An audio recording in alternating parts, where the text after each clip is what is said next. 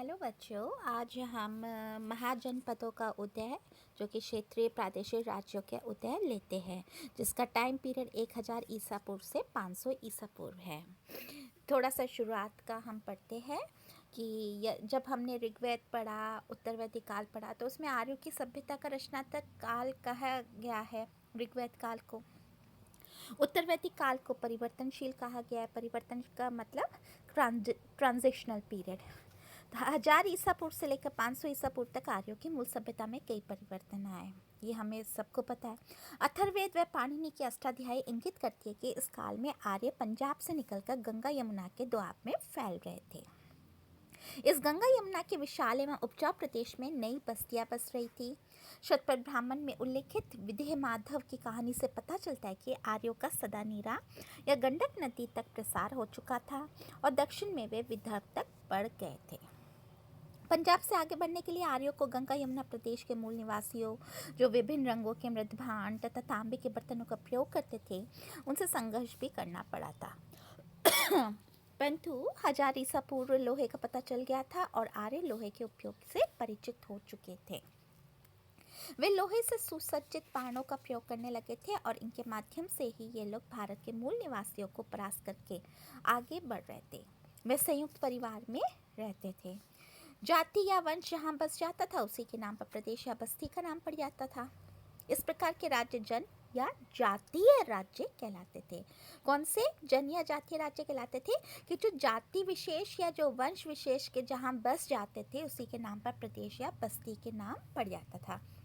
अतः स्पष्ट है कि राज्य की स्थापना जातीय होती थी। ऋग्वैदिक व उत्तरवैदिक काल में आर्य अनेक जन में विभक्त थे। जन अपने को एक पूर्वज की संतान मानते थे।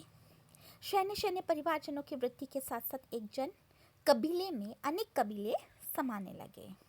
इस प्रकार जनपद बसते गए। जनपद देखिए, ऋग्वेद और उत्तरवैदिक काल में जो आर्य थे वे अनेक जनों में विभक्त थे। ठीक है, क्लियर? अनेक जनों में विभक्त थे और जन अपने को एक पूर्वज की संतान मानते थे।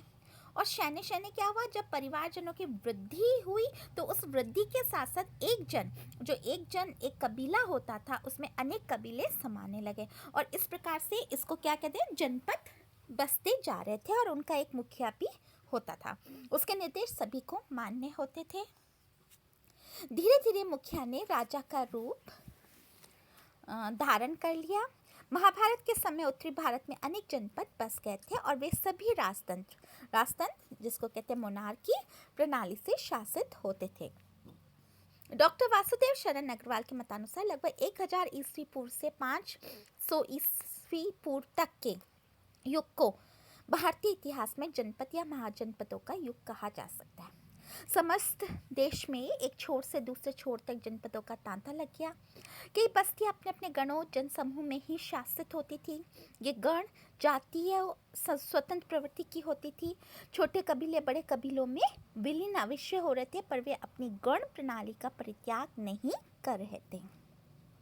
इस युग में ऐसे कई जनपदों का विवरण मिलता है। बौद्ध ग्रंथ अंगुत्तर निकाय में 16 जनपदों का वर्णन किया गया है। यह वह समय था जबकि भारत के जीवन के सभी क्षेत्रों व पहलुओं में परिवर्तन हो रहे थे। यह तथ्य है कि इस काल का तथाकथित राजनीतिक इतिहास एक कथात्मक परंपराओं से आच्छादित है और किसी प्रकार के पुरातात्विक साक्ष्यों से पोषित नहीं है। डॉक्टर राजबली पांडे ने इसे षोडश जनपद की राजनीतिक व सांस्कृतिक स्थिति जानने के निम्न साधन बताए हैं। कौन कौन से साधन? वैदिक साहित्य। पहला वैदिक साहित्य जिसमें आता है ऋग्वेद, अथर्ववेद, शतपथ ब्राह्मण, गौपथ ब्राह्मण, ऐत्रेय ब्राह्मण, जैमिनी उपनिषद, ब्राह्मण प्रश्न उपनिषद, शांखायन श्रोत सूत्र, बोधायन श्रोत सूत्र व वाजस्नेयी संहिता। दूसरा बौद्ध साहित्य जिसमें आते हैं अंगुत्तर निकाय, महावस्तु, भगवती सूत्र, जातक साहित्य, विनय पिटक, महावक्त, त्रिपिटक, दीपवंश, महावंश, ललित विस्तार, बुद्ध चरित, अवदान साहित्य, ये सब। तीसरा काव्य साहित्य आता है जिसमें रामायण और महाभारत ले सकते हैं। चौथा पुराण साहित्य जिसमें हम वराह पुराण आदि ले सकते हैं। पांचवा जैन साहित्य जिसमें आचरांग सूत्र, पद्मचारत, धूर्ताख्यान, नंदी सूत्र, आवश्यक सूत्र, परिशिष्ट पर्वत आदि। इन उपरोक्त स्रोतों से 16 जनपदों की जानकारी होती है, पर महाजनपदों के साथ साथ गणराज्यों एवं महात्मा बुद्ध और महावीर स्वामी के विषय में भी पर्याप्त जानकारी मिलती है। महात्मा बुद्ध के समय तक आते आते जनपदों का पूर्ण विकास हो चुका था और भू क्षेत्र के प्रश्न को लेकर इनमें संघर्ष शुरू हो गए थे। महाभारत के अनुशीलन से ज्ञात होता है कि महाभारत युग में अनेक राज्यों की स्थापना हो चुकी थी और वे सब राजतंत्र प्रणाली से ही शासित नहीं थे, अपितु उनमें अनेक ऐसे राज्य भी थे जिनका शासन गणतंत्र था। महाभारत के युद्ध में कौरव व पांडवों की सहायता के लिए ये सब कुरुक्षेत्र में एकत्र हुए थे।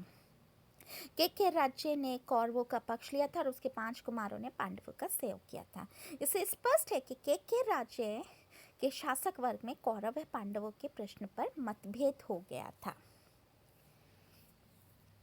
अंधक वृष्णि राज्य का शासन भी गणतंत्री था। यह राज्य एक संघात मीन्स कॉन्फेडरेसी के रूप में था। इसमें अंधक और वृष्णि 2 गणराज्य सम्मिलित थे।